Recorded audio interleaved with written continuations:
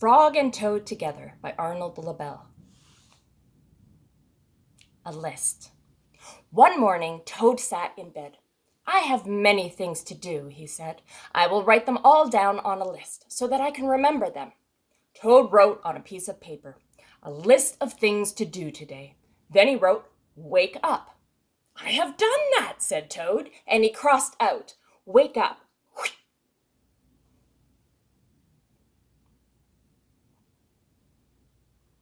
Then Toad wrote other things on the paper. "A list of things to do today. Wake up, eat breakfast, get dressed, go to Frog's house, take walk with Frog, eat lunch, take a nap, play games with Frog, eat supper, go to sleep." "There," said Toad. "Now my day is all written down."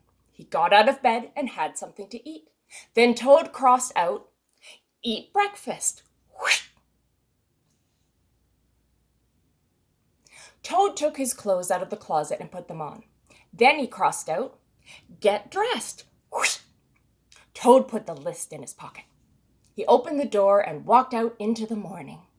Soon Toad was at Frog's front door. He took the list from his pocket and crossed out, "Go to Frog's house." Toad knocked at the door. "Hello," said Frog. "Look at my list of things to do," said Toad.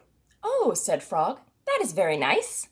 Toad said, "My list tells me that we will go for a walk." "Oh, all right," said Frog. "I am ready."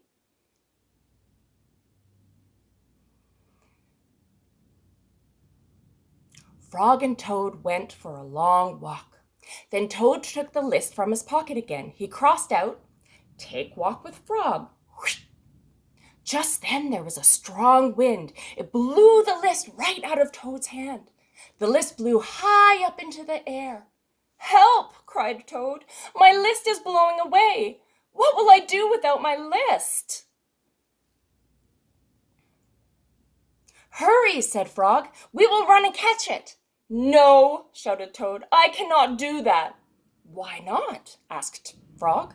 "Because," wailed Toad, "running after my list is not one of the things that I wrote on my list of things to do."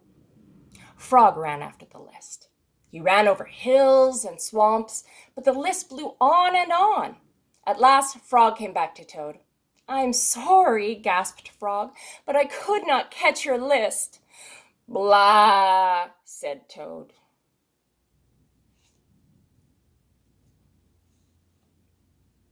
"I cannot remember any of the things that were on my list of things to do.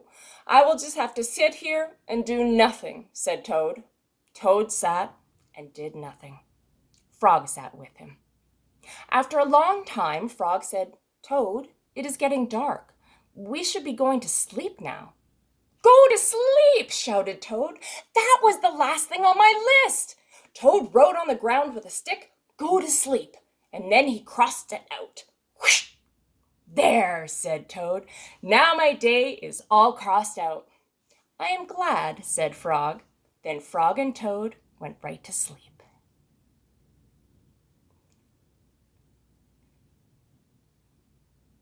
The garden. Frog was in his garden. Toad came walking by. "What a fine garden you have, Frog," he said. "Yes," said Frog, "it is very nice, but it was hard work." "I wish I had a garden," said Toad. "Here are some flower seeds. Plant them in the ground," said Frog, "and soon you will have a garden." "How soon?" asked Toad. "Quite soon," said Frog. Toad ran home. He planted the flower seeds. "Now, seeds," said Toad, "start growing." Toad walked up and down a few times. The seeds did not start to grow. Toad put his head close to the ground and said loudly, "Now, seeds, start growing." Toad looked at the ground again. The seeds did not start to grow. Toad put his head very close to the ground and shouted, "Now, seeds, start growing." Frog came running up the path. "What is all this noise?" he asked. "My seeds will not grow," said Toad. You are shouting too much, said Frog. The poor seeds are afraid to grow. My seeds are afraid to grow? Asked Toad. Of course, said Frog. Leave them alone for a few days. Let the sun shine on them. Let the rain fall on them. Soon your seeds will start to grow.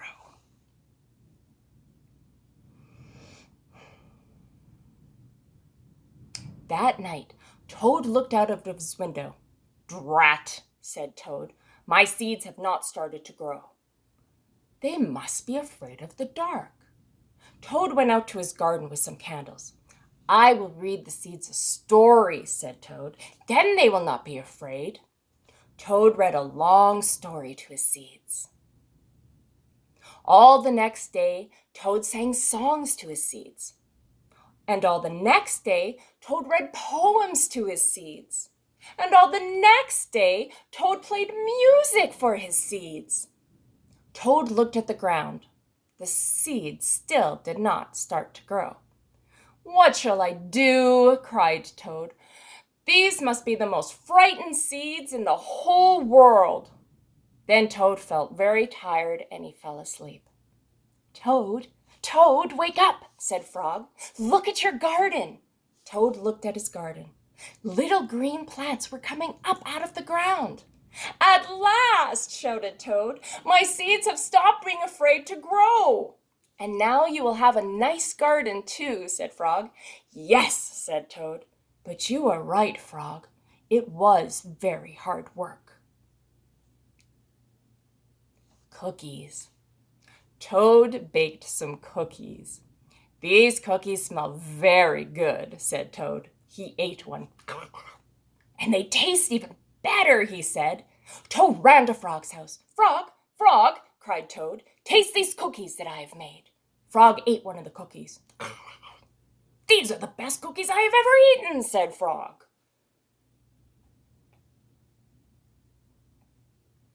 Frog and Toad ate many cookies, one after another. You know, Toad, said Frog with his mouth full, I think we should stop eating. We will soon be sick. You are right, said Toad. Let us eat one last cookie and then we will stop. Frog and Toad ate one last cookie. There were many cookies left in the bowl.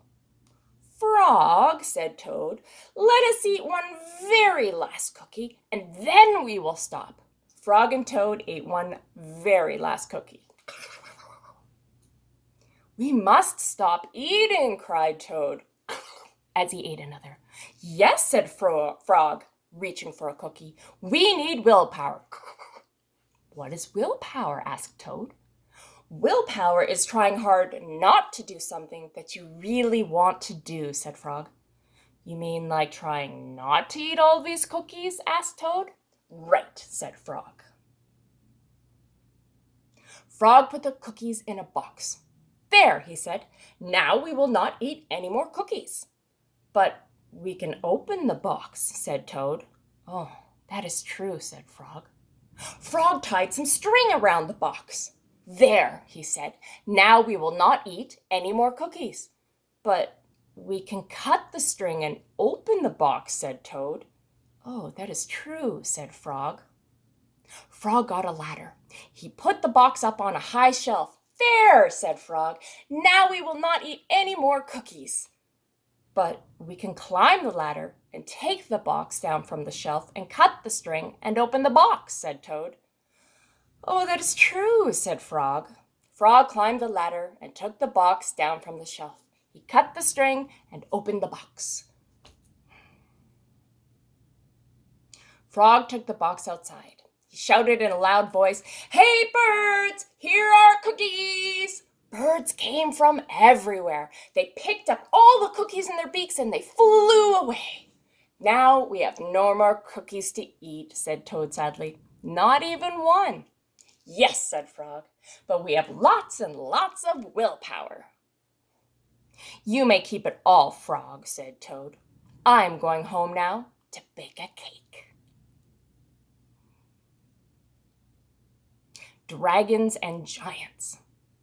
Frog and Toad were reading a book together. The people in this book are brave, said Toad. They fight dragons and giants, and they are never afraid. I wonder if we are brave, said Frog. Frog and Toad looked into a mirror. We look brave, said Frog. Yes, but are we? Asked Toad. Frog and Toad went outside. We can try and climb this mountain, said Frog. That should tell us if we're brave. Frog went leaping over rocks, and Toad came puffing up behind him. They came back to a dark cave. A big snake came out of the cave. Hello, lunch, said the snake when he saw Frog and Toad. He opened his wide mouth. Frog and Toad jumped away. Toad was shaking. I'm not afraid, he cried. They climbed higher, and they heard a loud noise. Many large stones were rolling down the mountain. It's an avalanche, cried Toad. Frog and Toad jumped away. Frog was trembling. I'm not afraid, he shouted. They came to the top of the mountain. The shadow of a hawk fell over them. Frog and Toad jumped under a rock. The hawk flew away. We are not afraid, cried Frog and Toad at the same time. Then they ran down the mountain very fast. They ran past the place where they saw the avalanche. They ran past the place where they saw the snake.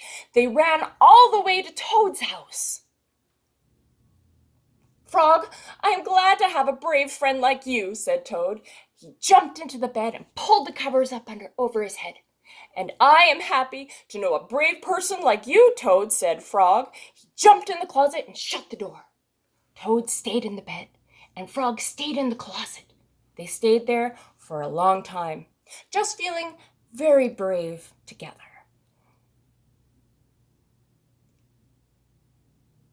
The dream.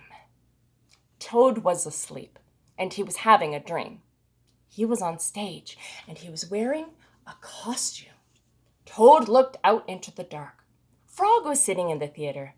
A strange voice from far away said, "Presenting the greatest Toad in all the world." Toad took a deep bow.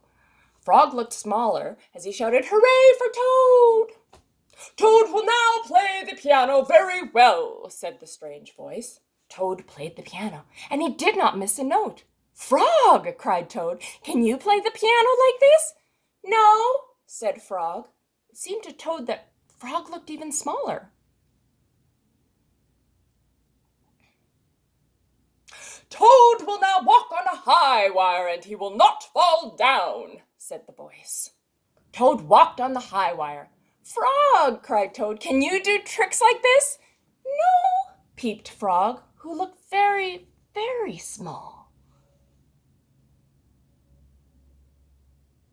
"Toad will now dance, and he will be wonderful," said the voice.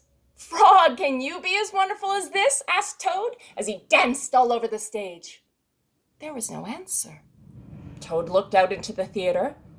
Frog was so small that it could not be seen or heard. "Frog," said Toad, "where are you?" There was still no answer. "Frog, what have I done?" cried Toad. Then the voice said, "The greatest Toad will now—" "Shut up!" screamed Toad. "Frog, Frog, where have you gone?" Toad was spinning in the dark. "Come back, Frog," he shouted. "I will be lonely." "I'm right here," said Frog. Frog was standing near Toad's bed. "Wake up, Toad," he said. "Frog, is that really you?" said Toad. "Of course it is me," said Frog. "And are you your own right size?" asked Toad. "Yes, I think so," said Frog. Toad looked at the sunshine coming through the window. "Frog," he said, "I am so glad that you came over." "I always do," said Frog. Then Frog and Toad ate a big breakfast, and after that they spent a fine, long day together. Thanks everybody for watching us. We miss you all. Stay home, stay safe, wash your hands. Love you all.